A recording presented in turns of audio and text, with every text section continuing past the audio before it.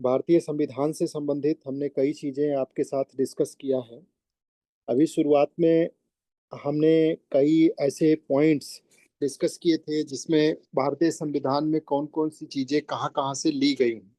तो एक बार आइए उन सारी चीजों को रिव्यू करते हैं। भारतीय संविधान के स्रोत के अंतर्गत आपने देखा था कि 1935 का जो अधिनियम है, यहाँ से क्या क्या चीजें ली गई हैं। दो तिहाई हिस्सा हमारे संविधान का यहीं से लिया गया है, यानी कि भारत शासन अधिनियम 1935। 1773 से जो संविधान निर्माण की प्रक्रिया शुरू हुई थी, वो 1935 तक आते आते बड़ी मेच्योर स्थिति में पहुंच गई।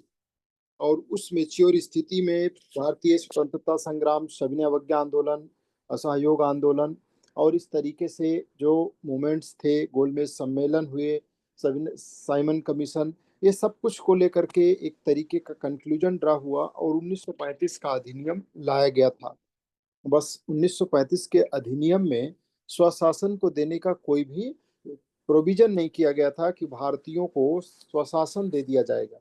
इसमें जो केंद्र के अंदर दोहरी शासन व्यवस्था लागू की गई थी, उसको समाप्त करके प्रांतों में डुअल गवर्नमेंट सिस्टम को लागू करने की कोशिश की गई थी। तो इस वजह से ये व्यवस्था जो थी, वो व्यवस्था बहुत ज्यादा हमारे लिए सक्सेसफुल नहीं रही। भारतीयों ने इसका विरोध किया था। तो स्रोतों में अगर बात कर ले तो संघीय तंत्र, यानी कि भारत शासन अधिनियम 1935 के अंतर्गत, यानी संघीय तंत्र यहाँ से लिया गया है। जो संघीय व्यवस्था हमारे संविधान की है, वो यहाँ से ली गई है। इसमें क्या क्या चीजें हैं, यानी केंद्र सरकार, राज्य सरकार, उनकी शक्तियों का स्रोत, संविधान का होना, न्यायपालिका की व्यवस्था, राज्यपाल का कार्यकाल, लोक सेवा आयोग, आपातकालीन उपबंध और प्रशासनिक विवरण, ये सारी चीजें हमारे संविधान के अंतर्गत कहाँ से ली गई हैं? 1935 के अधिनियम से। और एक दूसरा रिवाइज कर लेते हैं, ब्रिटेन, यहाँ से क्या क्या लिया गया है। तो ब्रिटेन से हमने संसदीय शासन प्रणाली को लिया है। जो संसदीय शासन प्रणाली है, यानी कि संसदीय शासन प्रणाली अगर आपसे कभी पूछ लिया जाए क्या होती है, तो आप कहेंगे कि मंत्रिपरिषद लोकसभा के प्रति उत्तरदायी होती है। यानी जो सरकार है, उसको लोकसभा के प्रति अकाउंटेबल होना पड़ता है। यानी जो जनता है वही सबसे ऊपर हो जाती है, उसके प्रति कौन अकाउंटेबल है? सरकार। तो यानी कि जनता का शासन है, ये बताती है संसदीय शासन व्यवस्था। संसदीय विशेषाधिकार, विधि का शासन, संवैधानिक रूप से जो राष्ट्रपति की स्थिति है, एकल नागरिकता, चुनाव में सर्वाधिक मत के आधार पर जीत की प्रक्रिया, विधायी प्रक्रिया और जो परमाधिकार लेख है, इन सारी चीजों को हमने ब्रिटेन के संविधान से लिया हुआ है। अब इसके बाद हम लोग आगे बढ़ेंगे, जहां पे थे लास्ट में हमने किया था उसको कंटिन्यू करेंगे। हम लोग आर्टिकल 24 तक कंप्लीट कर चुके हैं। आर्टिकल 24 से अब आगे बढ़ेंगे।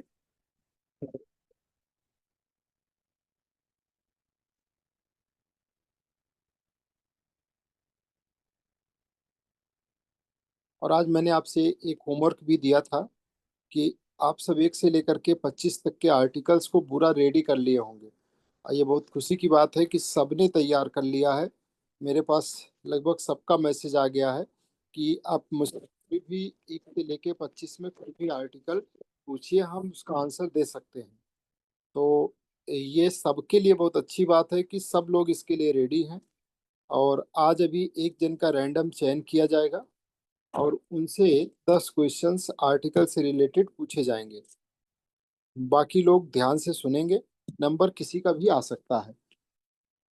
नोट्स बनाना एकदम कंपलसरी है, नोट्स बनाना ही बनाना है, उसमें किसी तरीके की कोई गुंजाइश नहीं है। तो आपको नोट्स बनाना है और उसको व्हाट्सएप करना है।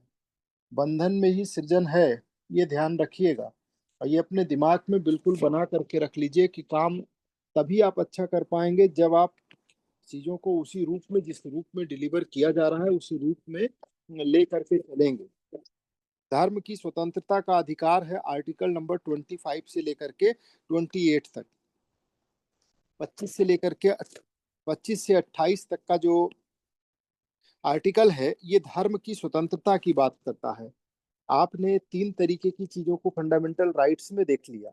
वो तीन आर्ट सब्जेक्ट्स क्या थे? तो एक तो समता का अधिकार, इक्वलिटी की जो बात कर रहा था। दूसरा स्वतंत्रता का अधिकार, राइट ऑफ फ्रीडम, स्वतंत्रता का अधिकार। और तीसरा आपने देखा कि शोषण के विरुद्ध अधिकार, किसी भी तरीके का शोषण नहीं किया जा सकता।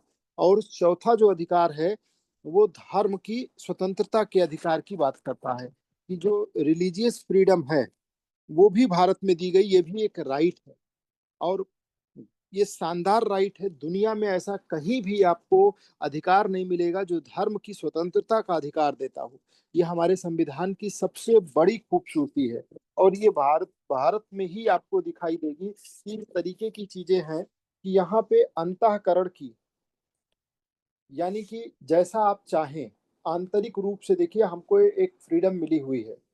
हम आंतरिक रूप से अपने अंतःकरण से प्रकृति के द्वारा मनुष्य को विचार करने की, किसी भी तरीके की विचारधारा को एक्सेप्ट करने की, उस विचारधारा पर चलने की, धर्म है क्या? धर्म की जो स्वतंत्रता का अधिकार है, तो धर्म है एक ऐसा विचार, एक ऐसा थॉट्स जिसको हम अपने साथ कैरी करते हैं कि इस तरीके से हमें जीवन यापन करना है। कुछ कुछ धर्मों में धार्मिक व्यवस्थाएं ज्यादा जटिल होती हैं और उनका अनुपालन फिर उसका हिस्सा हो जाता है। जैसे जैन धर्म, जैसे इस्लाम धर्म, इसमें स्वैच्छिक नहीं है, ऐच्छिक नहीं। नमाज के लिए लोगों को जाना ही जाना है, नमाज के लिए प्रेरित किया जाता है। हमारे धर्म में, हिंदू धर्म में, लोगों को प्रेरित किया जाता है कि मंदिर जाइए, पूजा करिए। लेकिन ये लिबरल है, अगर आप पूजा नहीं करना चाहते पूरी जीवन पूजा मत करिए, कोई प्रॉब्लम नहीं। आपको अलग अलग विचारधाराओं का संगम भारत के अंदर दिखाई देगा। और सबकी अपनी अपनी खूबी है, क्वालिटीज है।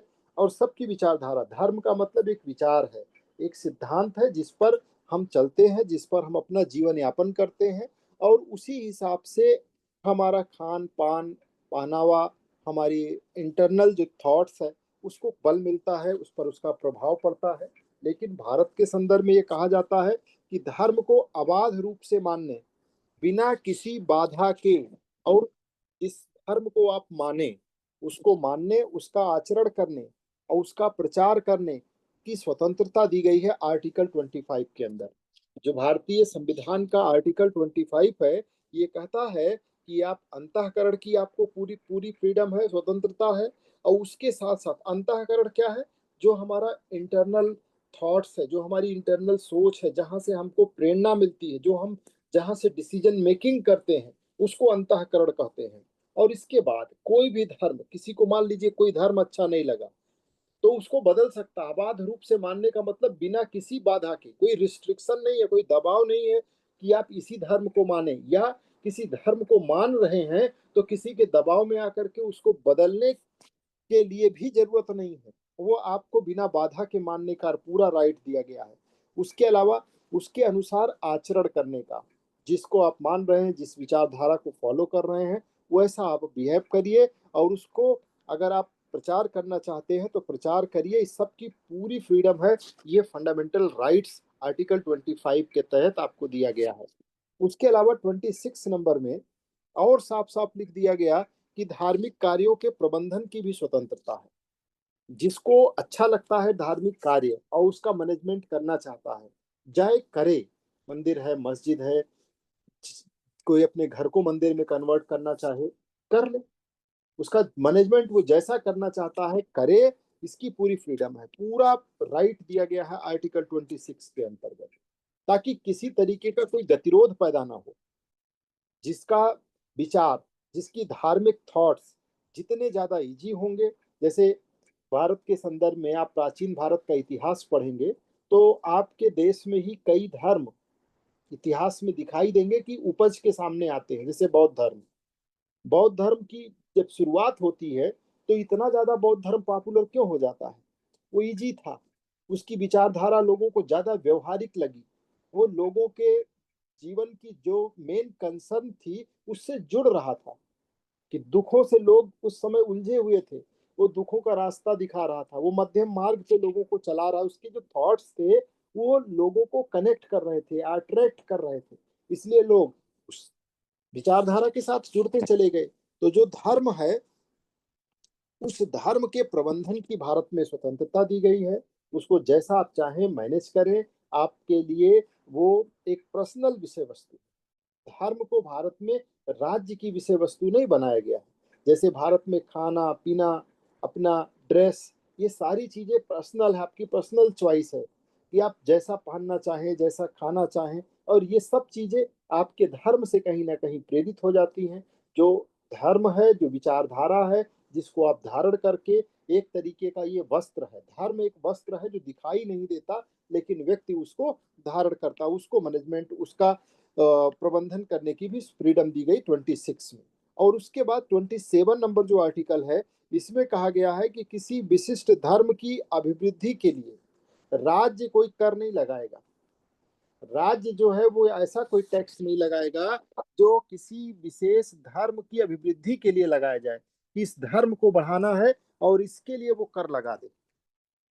टैक्स आप लगाइए, लेकिन ये कह करके कि इस धर्म की अभिवृद्धि करनी है इसलिए कर लगाना है, तो ये आपके आर्टिकल नंबर 27 में साफ साफ लिख दिया गया कि ऐसा नहीं होगा, ऐसा नहीं चलेगा। और उसके अलावा 28 नंबर, कुछ शिक्षा संस्थानों में धार्मिक शिक्षा और धार्मिक उपासना में उपस्थित होने के बारे में स्वतंत्रता, ये भी फ्रीडम आपको दी गई है कि कुछ धार्मिक ऐसे भी आपके इंस्टीट्यूशंस हो सकते हैं जहां पे आपकी इच्छा, जैसे मान लीजिए कि कोई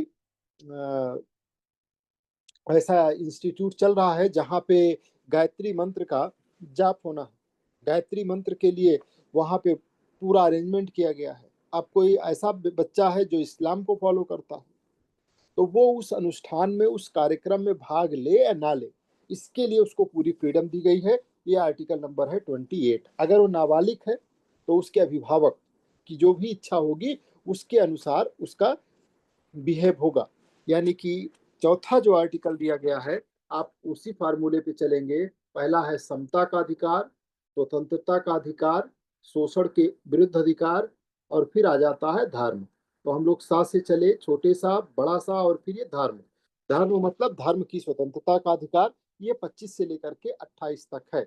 अब इसको एक एक करके थोड़ा सा डिटेल में समझ लिया जाए। तो जो संवैधानिक प्रावधान है आर्टिकल 25 का, ये कहता है कि सभी व्यक्तियों को अंतःकरण की स्वतंत्रता, स्वतंत्र रूप से धर्म को मानने की, उसका पालन करने की, उसका प्रचार प्रसार करने की, इन सब का जो है उसके पास अधिकार होगा। इसकी अगर विशेषताओं की बात करें तो इसकी क्या क्या विशेषताएं हैं, तो ये सभी व्यक्तियों को, केवल नागरिक नहीं बल्कि विदेशी को भी अधिकार है कि वो जैसा चाहे, जो उसकी अपनी विषय वस्तु है, जो थॉट्स को वो धारण करता है, ये अभिव्यक्ति और सामूहिक दोनों प्रकार की स्वतंत्रता देता है। और इस पर यथोचित प्रतिबंध संभव है, यानी कि थोड़ा थोड़ा कंट्रोल भी किया जा सकता है। जैसे सार्वजनिक व्यवस्था, अब ऐसा नहीं है कि सड़क पर आकर के कोई अपने धर्म को लेकर के, यानी कि इस तरीके का प्रदर्शन करे जिससे अन्य पर कोई भी प्रभाव होने लगे, सार्वजनिक व्यवस्थाएं छिन्न भिन्न होने लगे, तो वहां पर उस फ्रीडम पर अंकुश लगाया जा सकता है नैतिकता के आधार पर, कि मॉरलिटी जो है अगर वो डिस्टर्ब होने लगे, डिस्ट्रैक्ट होने लगे, तो उस आधार पे भी इस पे प्रतिबंध लगाया जा सकता है। स्वास्थ्य के आधार पर ऐसी कोई व्यवस्था जो स्वास्थ्य से को प्रभावित करे और जो धर्म के अंतर्गत हो, ऐसी कोई विचारधारा उपज करके आए जो लोगों के स्वास्थ्य के लिए नुकसानदायक हो, तो ये उस पर रोक लगाया जा सकता है। उसके अलावा अन्य मौलिक अधिकार, ये स्वास्थ्य वाला एक केस कोविड के टाइम पे बहुत पॉपुलर हुआ था सऊदी अरब में। आपको याद होगा, वहां पे जब जाते हैं तो एक जगह है जिसको उन लोगों को चूमना होता है, मक्का मदीना में। तो कोविड के टाइम पे इसने कोविड के फैलाने में बहुत ज्यादा तेजी से, तो इस व्यवस्था को वहां पे शायद रोका गया था। अन्य मौलिक अधिकार, जो अन्य मौलिक अधिकार हैं, अगर वो प्रभावित हो रहे हैं तो इस पर कुछ न कुछ प्रतिबंध संभव है। तो इस तरीके की चीजों के साथ इस पर रिस्ट्रिक्शन भी लगाए जा सकते हैं, तो ये इसकी सीमाएं हैं। उसके अलावा अगर बात करा जाए तो इसमें क्या क्या की कंपोनेंट्स शामिल हैं, तो इसमें चार पांच की कंपोनेंट्स हैं। एक तो पहला है कि अपने मन और अंतःकरण से किसी भी धर्म को मानने ना मानने की स्वतंत्रता है। अपने धर्म में विश्वास और आस्था की घोषणा हम कर सकते हैं। धार्मिक पूजा, अनुष्ठान, परंपरा, इनका सबका पालन कर सकते हैं। अपने धर्म का प्रचार और दूसरों को जानकारी देना, बलपूर्वक नहीं। भारत में बलपूर्वक अगर कोई धर्मांतरण करता है तो उस पर रिस्ट्रिक्शन है।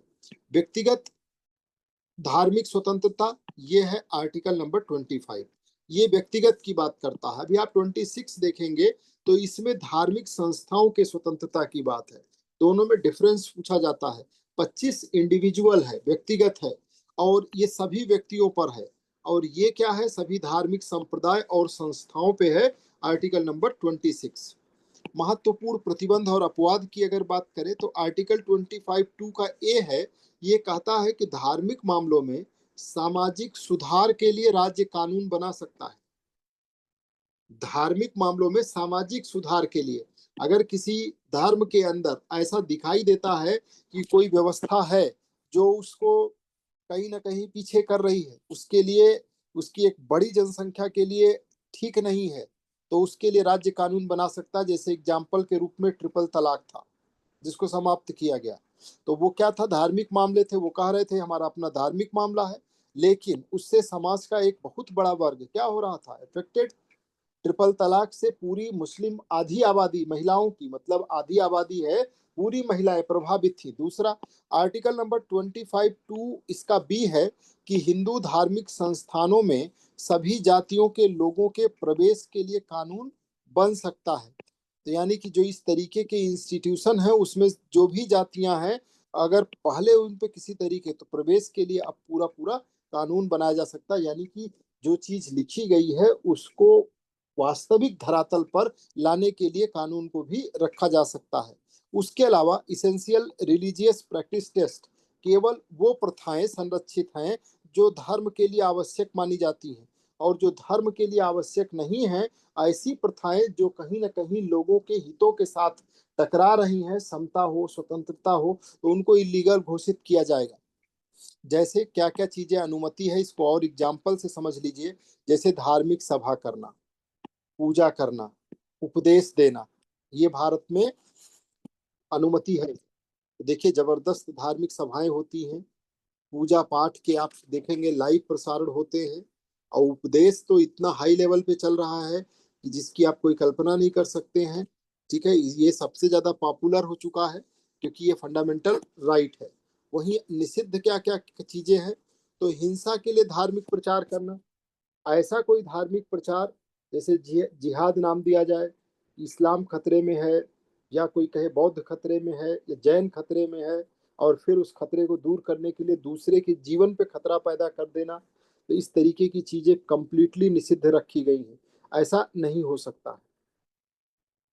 उसके अलावा जबरन धर्म परिवर्तन, जब भी आप कहीं ऐसा सुनते हैं कि किसी को आर्थिक रूप से प्रलोभन दे करके, किसी को दबाव में ला करके, किसी को डरा करके धर्म परिवर्तन, तो उसके लिए फिर कड़े कानून हैं और अच्छी सजा का प्रावधान है। सार्वजनिक व्यवस्था को भंग करना, जो व्यवस्थाएं बनी हुई हैं उस पर अगर हमला करने की कोशिश हो जिससे लोगों के अन्य मौलिक अधिकारों पे हनन हो, तो वो बर्दाश्त नहीं किया जाएगा। उस सब के लिए यहाँ पर कोई यस वाली व्यवस्था नहीं, इसके लिए नो है। आर्टिकल जो 25 है, ये भारतीय लोकतंत्र में धर्मनिरपेक्षता और व्यक्तिगत स्वतंत्रता का आधार है। ये लाइन हमेशा याद रखिएगा। जो आर्टिकल 25 है वो ये कहता है कि भारत में अगर पूछा जाए कि लोकतंत्र में धर्मनिरपेक्षता मौलिक अधिकारों में कहाँ है, तो आर्टिकल 25 के अंतर्गत है। और ये व्यक्तिगत स्वतंत्रता का धर्म के मामले में आधार है। ये न केवल किसी धर्म को मानने की स्वतंत्रता देता है, बल्कि यह भी सुनिश्चित करता है कि धार्मिक आस्था ये सार्वजनिक व्यवस्था, स्वास्थ्य और नैतिकता के साथ संतुलन में हो, तीनों के बीच में एक बैलेंस बना करके रखा जाए। तो इस आर्टिकल ने भारतीय समाज को काफी बल प्रदान किया है धर्म को लेकर के, और इस वजह से समाज के अंदर आप देखेंगे एक धार्मिक संतुलन अच्छी तरीके से बना हुआ है। आप आर्टिकल नंबर 26 की बात करते हैं। जो आर्टिकल 26 है, ये धार्मिक संप्रदाय या उसके किसी भाग को ये अधिकार देता है कि धार्मिक और दान संबंधी संस्थाओं की स्थापना और उनका रखरखाव करे, अपनी धार्मिक मामलों का प्रबंधन करे, चल और अचल संपत्ति का स्वामित्व और अधिग्रहण करे, ऐसी संपत्ति का कानून के अनुसार जो है प्रबंधन करे। इसीलिए आप देखते हैं मंदिरों के ट्रस्ट बन जाते हैं, जिन सब का ट्रस्ट के माध्यम से उनका मैनेजमेंट होता है, उनका प्रबंधन होता है, कितने कितने उनके पास पूंजी है, उस ट्रस्ट के पास कितना ज्यादा ज्यादा पैसे कलेक्ट हो चुके हैं। वो अपनी चल और अचल संपत्ति का स्वामित्व और अधिग्रहण इस तरीके से वो सारी चीजों को मैनेज करते हैं। फंडामेंटल राइट है आर्टिकल 26 के तहत। और इसमें किन किन लोगों को अनुमति है, जैसे चर्च है, मंदिर है, मस्जिद है, गुरुद्वारा है जैसे संस्थानों का संचालन, धार्मिक विद्यालय या दान की जो संस्थाएं हैं उनको चलाना। इसके अलावा निषिद्ध क्या है, तो गैर कानूनी गतिविधियों के लिए धार्मिक संपत्ति का उपयोग किया जाए, ऐसा नहीं हो सकता। या सार्वजनिक व्यवस्था को भंग करने वाला कोई आयोजन करने का प्रयास किया जाए, तो ये भी नहीं हो सकता। कौन कौन इन सबका लाभ उठा सकता है, तो इनका सबका लाभ उठाने के लिए केवल धार्मिक संप्रदायों और उसके किसी भाग को आर्टिकल 26 के तहत अनुमति प्रदान की गई है। इसमें समान विश्वास प्रणाली और समान संगठन, उसके अलावा विशिष्ट नाम द्वारा पहचाना जाना, ये सारी चीजें होनी चाहिए। यानी कि जो इसकी परिभाषा है वो सुरूर मुट केस है ये 1954 का, जिसमें ये परिभाषा दी गई कि किस तरीके से जो रिलीजियस है उसके डिनोमिनेशन को कैसे परिभाषित किया जाएगा। तो समान विश्वास प्रणाली होनी चाहिए यानी कॉमन फेथ, उसके अलावा कॉमन ऑर्गेनाइजेशन यानी कि संगठन होना चाहिए, और उसके साथ साथ विशिष्ट नाम के द्वारा उसको पहचाना जाए। ये सारी चीजें अगर हैं तो उसको हम एक अलग दर्जा देंगे। प्रतिबंध क्या क्या लगाया गया है, तो इसमें जो अधिकार दिए गए हैं ये एब्सोल्यूट नहीं है। इस पर पब्लिक ऑर्डर, उसके अलावा मोरलिटी और हेल्थ, इन तीनों के आधार पर प्रतिबंध लगाया जा सकता है।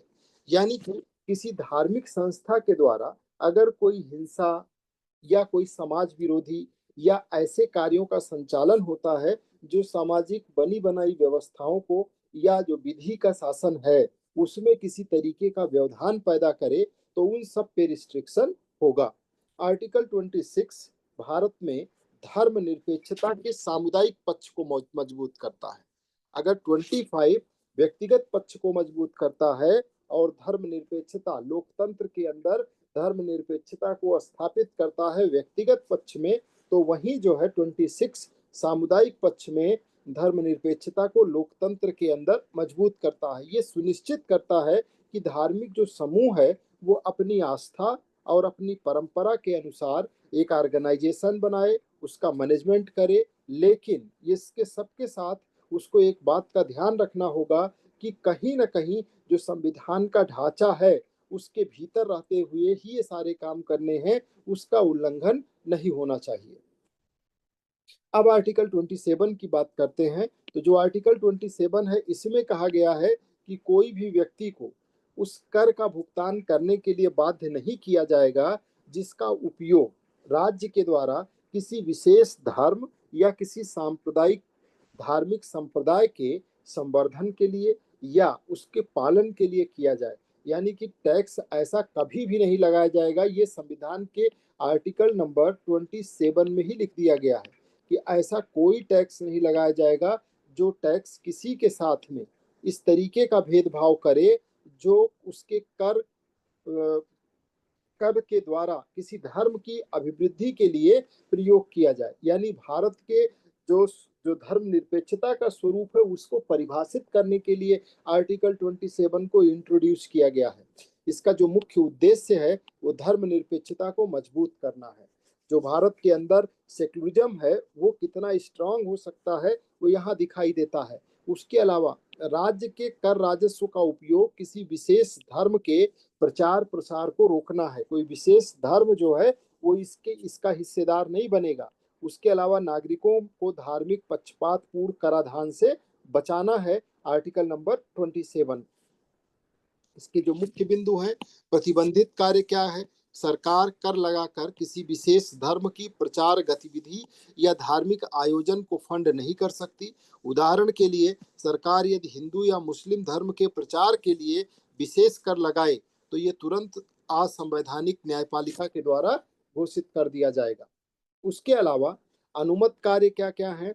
धार्मिक स्थलों का सामान्य प्रशासन, उनका संरक्षण या सांस्कृतिक महत्व वाले कार्यों पर कर लगाया जा सकता है, बशर्ते उद्देश्य धार्मिक प्रचार ना हो।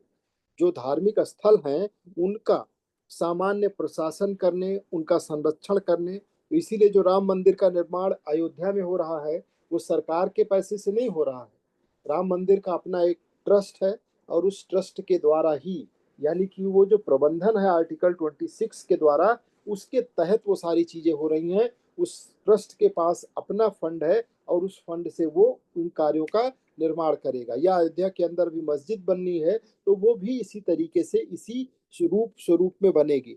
मंदिर या मस्जिद के रख रखाव हेतु आम नगर निगम कर जो संस्थानों पर समान रूप से लागू हो, तो इस तरीके की चीजें की जा सकती हैं। ये रख रखाव की बात है, तो रख रखाव के लिए कर लगाए जा सकते हैं और उनका मेन मकसद होगा उस जगह को बनाए रखना, उसका मेंटेनेंस करना। बाकी धार्मिक प्रचार उद्देश्य से ना हो, ये मेन मकसद है। ये सभी व्यक्तियों पे लागू होता है, चाहे वो किसी भी धर्म के हों। ये अनुच्छेद जो आर्टिकल 27 है ये सिर्फ नागरिकों पे नहीं, सब पे लागू होता है। क्या चीजों को रोका गया है? जैसे किसी धर्म विशेष की धार्मिक यात्रा, जैसे केवल एक धर्म के लिए तीर्थ यात्रा हेतु सरकार द्वारा कर वसूली, ये रोका गया है। अनुमति क्या है? सभी धार्मिक स्थलों की सुरक्षा हेतु पुलिस शुल्क एक तरीके से ली जाती है, जो उसकी सुरक्षा के लिए होती है, ये लिया जा सकता है, सबके लिए। तो आर्टिकल 27 ये सुनिश्चित करता है कि राज्य का कराधान धार्मिक रूप से तटस्थ हो और किसी विशेष धर्म के प्रचार प्रसार के लिए करदाता का उपयोग, धन का उपयोग न किया जाए। ये भारतीय संविधान का जो धर्मनिरपेक्ष ढांचा है, ये उस ढांचे को मजबूत करने की एक अहम कड़ी के रूप में है। इसके बाद बात करते हैं इस धर्म की स्वतंत्रता के अधिकार का। अंतिम आर्टिकल है 28 नंबर। इस 28 को 3 पार्ट में आपको समझना है। इसमें 3 बातें लिखी गई हैं कि पहले में लिखा गया है कि किसी भी शैक्षणिक संस्थान में जो पूर्णतः राज्य निधि से संचालित हो उसमें धार्मिक शिक्षा नहीं दी जा सकती। जैसे जीआईसी है, जैसे केंद्रीय विद्यालय हैं, नवोदय विद्यालय हैं, ये सब राज्य की निधि से संचालित होते हैं, तो इसमें कोई धार्मिक शिक्षा नहीं दी जा सकती। दूसरे में लिखा गया है कि किसी भी शैक्षणिक संस्थान जिसे राज्य मान्यता प्रदान करता है या जो राज्य द्वारा प्रशासित है लेकिन जो किसी धर्म के प्रबंधन के अधीन है, वहां धार्मिक शिक्षा दी जा सकती है। जैसे तमाम ऐसे नाम है। एक बहुत पॉपुलर नाम है डीबीए, जो आरएसएस वालों का विद्यालय है, तो वहां पे, या जो है गायत्री एक मंच करके उनके कुछ स्कूल्स हैं, तो वहां सब आप उनका मैनेजमेंट जो है वो किसी न किसी धर्म विशेष से जुड़ा हुआ है। धार्मिक शिक्षा दी जा सकती है, राज्य द्वारा ये मान्यता प्राप्त है। लेकिन तीसरा है जो किसी व्यक्ति को उसकी सहमति, अगर वो अवयस्क है तो अभिभावक के बिना धार्मिक उपासना में भाग लेने या धार्मिक शिक्षा लेने के लिए बाध्य नहीं किया जाएगा। किसी भी व्यक्ति को उसकी सहमति के बिना, जब तक वो अपनी सहमति ना दे दे, अगर अवयस्क है तो उसके मम्मी पापा की सहमति, किसी भी धार्मिक उपासना में या फिर धार्मिक शिक्षा में भाग लेने के लिए बाध्य नहीं किया जाएगा। अगर इसके की पॉइंट्स की बात करें तो पूर्ण राज्य जो वित्त पोषित संस्थान है उनमें धार्मिक शिक्षा पूरी तरीके से निषिद्ध है। केंद्रीय विद्यालय, सरकारी स्कूल, कॉलेज मान्यता प्राप्त है तो उसमें धार्मिक शिक्षा दी जा सकती है। स्वैच्छिक होगी, बाध्यकारी नहीं। स्वायत्त है और सहमति के सिद्धांत छात्रों को उनकी सहमति से उसमें शामिल किया जा सकता है। अगर सहमति नहीं है तो नहीं शामिल किया जाएगा। किसी मिशनरी स्कूल में बाइबिल पढ़ाना, यदि वो स्वैच्छिक है तो संभव है, ठीक है, चलेगा। स्कूल आंशिक रूप से राज्य से सहायता प्राप्त करता है तो इसकी अनुमति है। लेकिन सरकारी वित्त पोषित विश्वविद्यालय में छात्रों को अनिवार्य रूप से धार्मिक पाठ्यक्रम पढ़ाना ये संभव नहीं है और ये इलीगल माना जाएगा। तो आर्टिकल 28 को अगर हम बिल्कुल समराइज करें तो ये भारतीय शिक्षा प्रणाली को धर्मनिरपेक्ष और निष्पक्ष बनाने का संवैधानिक आधार है। वहां पर धर्म को बेवजह में प्रवेश करा करके एक तरीके से डाइवर्जन ना क्रिएट किया जाए, इसको रोकने का प्रयास किया गया है कि एक धर्मनिरपेक्ष स्वरूप हो, सारे बच्चों का एक जैसा यूनिफॉर्म हो, सारे बच्चे एक जैसी बुक के साथ में, एक सब्जेक्ट के साथ में और एक टीचर के साथ एक छत के नीचे अपने आप को जो है शिक्षा से जोड़ करके आगे बढ़ाए। ये ना केवल धार्मिक स्वतंत्रता की रक्षा करता है बल्कि ये सुनिश्चित करता है कि राज्य संचालित शिक्षा संस्थान धार्मिक पक्षपात से मुक्त रहे। ये इसका मेन उद्देश्य है। अब इसके बाद अगर हम लोग बात करेंगे आर्टिकल नंबर 29 और 30, ये है संस्कृति और शिक्षा संबंधी अधिकार, समता का अधिकार, स्वतंत्रता का अधिकार, शोषण के विरुद्ध अधिकार, धर्म की स्वतंत्रता का अधिकार और उसके बाद संस्कृति और शिक्षा संबंधी अधिकार है। ये आर्टिकल नंबर 29 और 30, दो आर्टिकल्स इसके अंदर शामिल हैं। अल्पसंख्यक वर्गों के हितों का संरक्षण, ये आर्टिकल नंबर 29 में कहा गया है। जो अल्पसंख्यक वर्ग हैं उनके हितों के संरक्षण को लेकर के और शिक्षा संस्थाओं की स्थापना और प्रशासन करने का अल्पसंख्यक वर्गों का अधिकार होगा, ये है 30। हमारे संविधान निर्माता कितना बड़ा दृष्टिकोण रखे हुए थे कि उन्होंने मौलिक अधिकारों के अंदर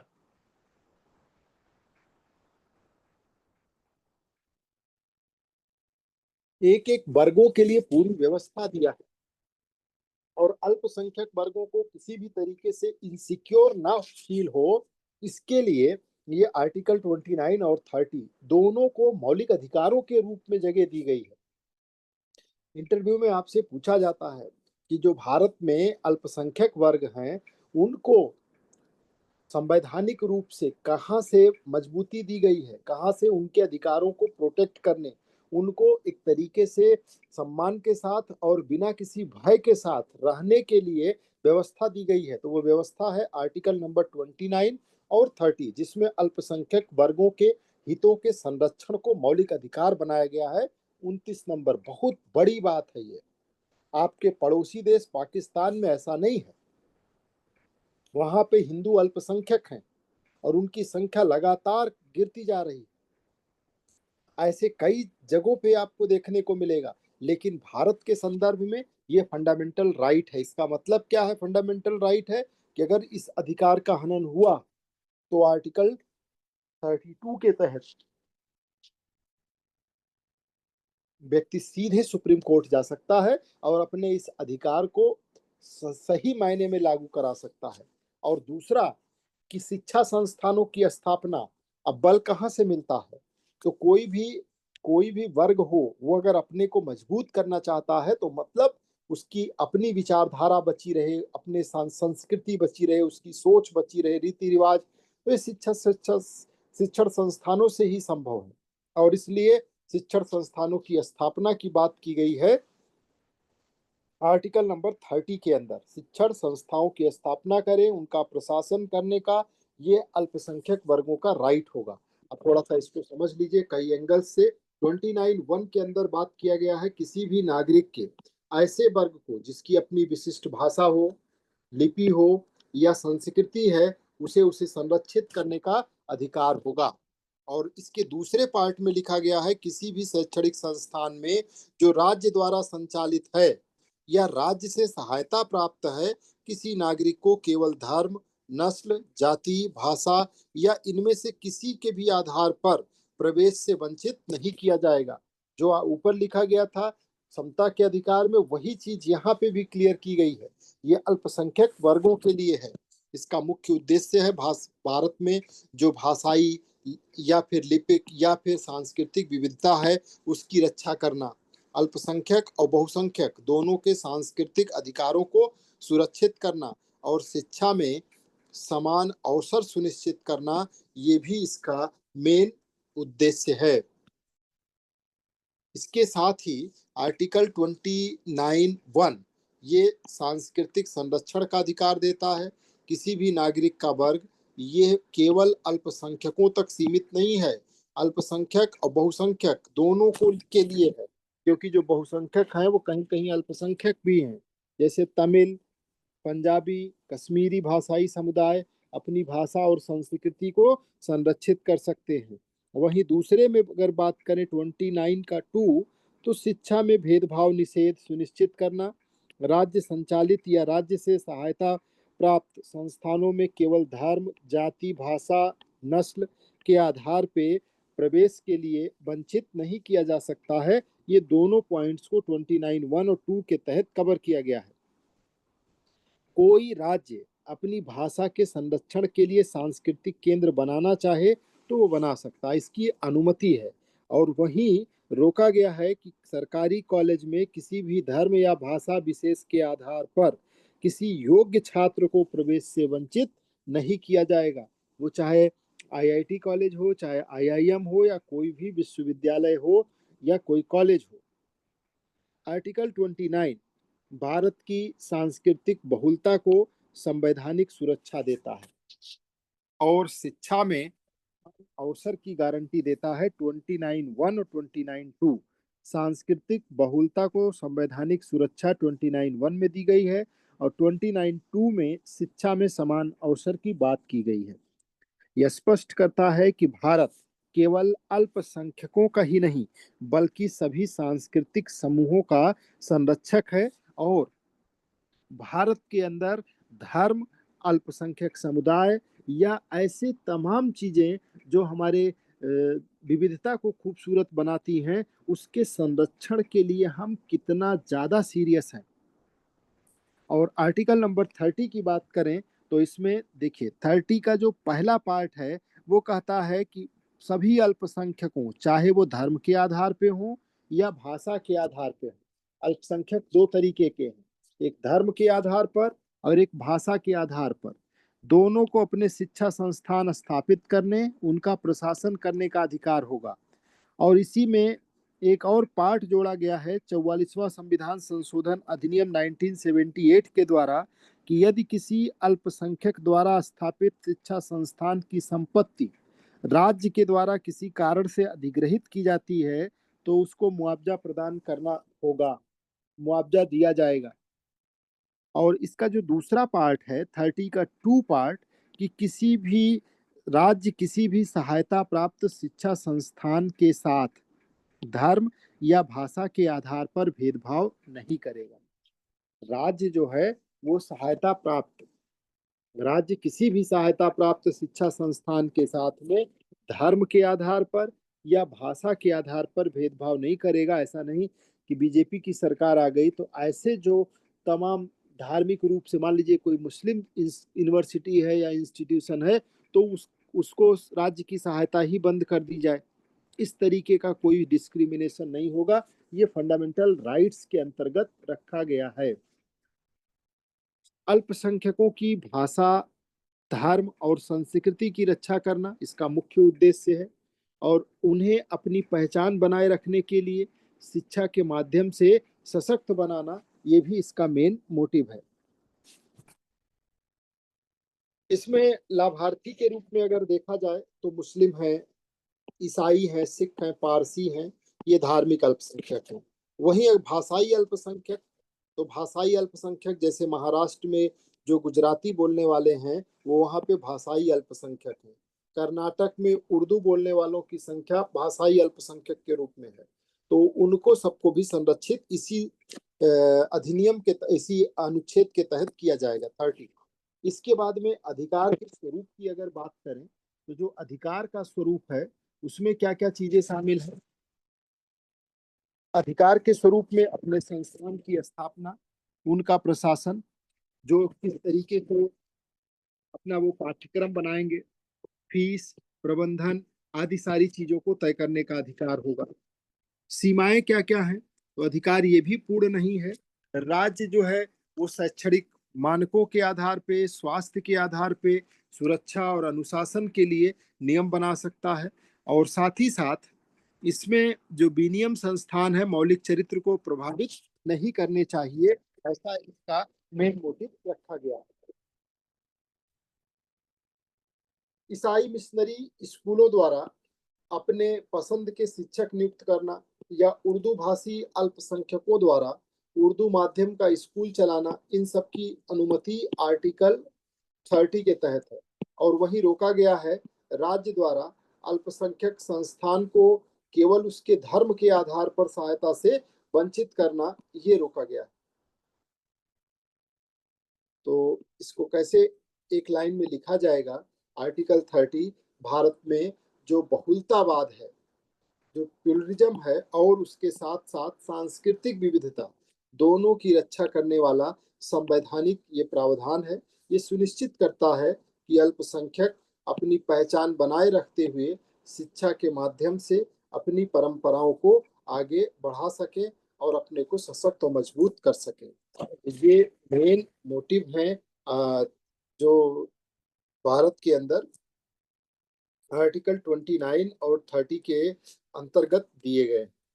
इसके साथ में अब आपको करना क्या है,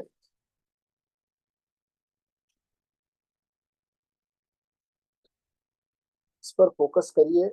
जैसे ये सारे आर्टिकल्स हो गए, इन आर्टिकल्स में आर्टिकल नंबर 12 से लेकर के 30 तक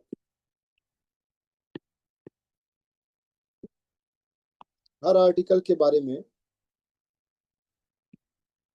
कम से कम आधा पेज, ज्यादा नहीं, सिर्फ आधा पेज, आपकी कॉपी का आधा पेज, आर्टिकल नंबर 12, 13, 14, 15, 16, 17 ऐसे करके सब के बारे में एक एक पेज पे 2 आर्टिकल जितना लिख सकते हैं।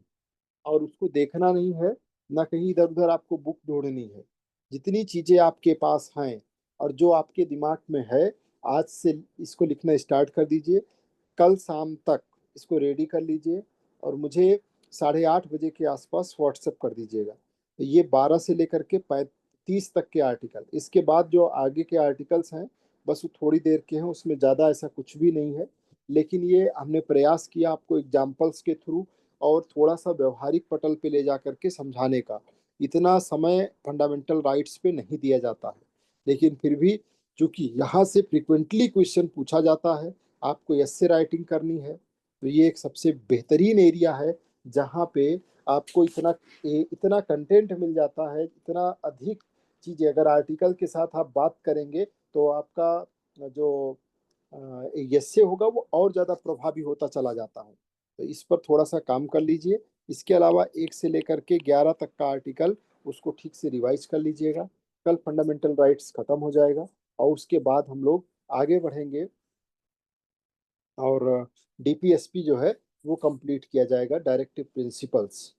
ठीक है, तो ये काम आपको करना है। इसके अलावा कुछ अब होमवर्क धीरे धीरे आपको बढ़ाना है। जैसे जिन लोगों ने ये लक्ष्मीकांत की बुक ले लिया है, यम लक्ष्मीकांत जिनके पास है, वो बुक कम से कम 3 से 4 बार 5 बार उसकी रीडिंग करिए। उस पर आपको समय देना है। जितना ज़्यादा जिस समय जिस टॉपिक को पढ़ाया जा रहा है, अगर उसी टॉपिक को उस समय समय दिया जाएगा तो उसकी गहराइयों में आप पहुंच जाएंगे और फिर सिली मिस्टेक से किसी तरीके के मिस्टेक होने की संभावना खत्म होती जाती है। आपकी मेमोरी अधिक परफेक्ट होती चली जाती है, क्योंकि वो चीज़ें आपके लिए ज़्यादा सुभेद्य होती हैं। जिनके बारे में जानकारी हो उस पर आपके ब्रेन को चलने में, काम करने में ज्यादा सुखद अनुभव होता है। तो पूरा मोटिवेटेड रहिए। वक्त आपका है। अब ये समय ना अकबर का है, ना बाबर का है, ना जहांगीर का है, और ना ही रजिया का है। ये समय आपका है, वो इतिहास के पन्नों में है और आप वर्तमान में हैं। अपने समय को स्वर्णिम बनाएं, अच्छा बनाएं और ज़्यादा से ज़्यादा समय अपने लक्ष्य पे फोकस करें। जितना ज़्यादा आपका फोकस बढ़ता जाएगा उतना ज़्यादा इंटेंसिटी के साथ आपका काम होगा। तो इसके लिए सकारात्मक होना बहुत ज़रूरी है। बिना पॉजिटिव हुए आप अपनी लाइफ में कोई बड़ा अचीवमेंट हासिल नहीं कर सकते हैं। पॉजिटिव होने का मतलब ओवरऑल आपका व्यक्तित्व पॉजिटिव होना चाहिए। आपके सोचने समझने देखने का जो नजरिया है वो पॉजिटिव होना चाहिए। अगर वैसी चीजें होने लग जाएं तो फिर ब्रेन जो होता है ना वो ज्यादा सशक्त, ज्यादा प्रभावी हो जाता है। और जितनी ज्यादा हम अपने आप को निगेटिविटी में उलझन में रखेंगे उतनी ज्यादा हमारे साथ समस्याएं बनी रहेंगी। समस्याएं सबके साथ हैं, कोई ऐसा नहीं जो समस्याओं के बिना हो। समस्याएं जीवन का हिस्सा हैं। कुछ नहीं होगा तो सर्दी जुकाम हो जाएगा, मौसम चेंज होगा, कुछ नहीं होगा तो बारिश ही हो रही होगी, वो भी एक समस्या बन जाएगी, नहीं होगी तो भी समस्या बन जाएगी। इन सब से पार हो करके सिर्फ आपको अपना लक्ष्य दिखाई दे और हंसते खेलते हुए रास्ते भर जो आपकी मंजिल है वहां तक पहुंचने का जो रास्ता है उसको एंजॉय करते हुए उधर बढ़ा जाए। हर पल एक एक मकसद, एक लक्ष्य दिखाई दे कि हाँ मेरा ये टारगेट है, मुझे अचीव करना है। उत्साह बनाए रखिए, पूरा पॉजिटिव रहिए, सारी चीजें आपको हासिल होती चली जाएंगी। तो आज की क्लास में फिर इतना ही। कल फिर हम लोग जो है आगे इसको कंटिन्यू करेंगे।